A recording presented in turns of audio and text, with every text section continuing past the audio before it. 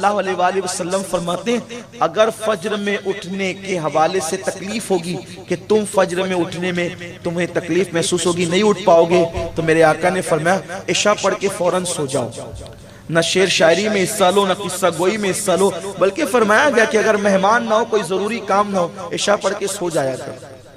اور ماہرین نفسیات کہتے ہیں جو عشاء پڑھ کے، اور تو عشاء کی بات نہیں کرتے چونکہ اکثر ماہرین ان کا تعلق اسلام سے نہیں ہے، جو کہتے ہیں وہ کہتے ہیں جلدی جو سو جائے، جو جلدی سو جائے، رات ڈھلنے سے پہلے سو جائے اور وہ صبح کو اٹھ جائے، اللہ اس کو طویل عمر عطا فرمائے، وہ لمبی عمر جیتا ہے، وہ عمر اس کی لمبی ہوتی ہے، طویل ہوتی ہے اس کی عمر، کس کی؟ جو وقت پہ سو کے وقت پہ اٹھے۔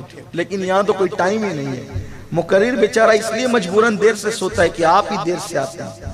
آپ کے یہاں تو 12-11 بجے جو ہے وہ مقرر خصوصی آئے گا 11:30 بجے، پھر اس کے بعد پھولوں کی سوغات ہوگی، پھر شاعری ہوگی، پھر اس کے بعد اس کو پیش کیا جائے گا، وہ رات کے 1 بجے تک تقریر کرے گا اور پھر 2 بجے تک آپ سے ملتا رہے گا۔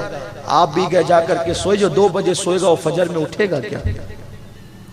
چلیے ٹھیک ہے، اگر کوئی مقرر بیچارہ اس کا روزانہ کا مشغلہ ہے تو سوچا چلے 3 گھنٹے 4 گھنٹے بات کر کے جگ لیں، فجر اول وقت میں پڑھ کر کے سو جائے۔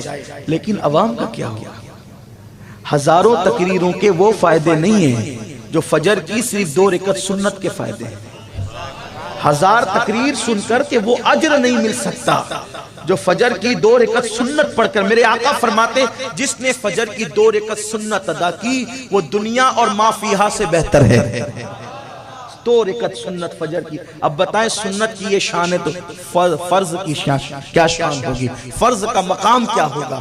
لیکن اور پھر آپ جانتے ہیں فجر کے وقت ہی روزی تقسیم ہوتی ہے، فجر کے وقت ہی روزی تقسیم ہوتی ہے، جس وقت اپنے دروازے بند ہوتے ہیں، جس وقت ہم بستروں میں سو رہے ہوتے ہیں۔ اللہ اس امت پر رحم فرمائے۔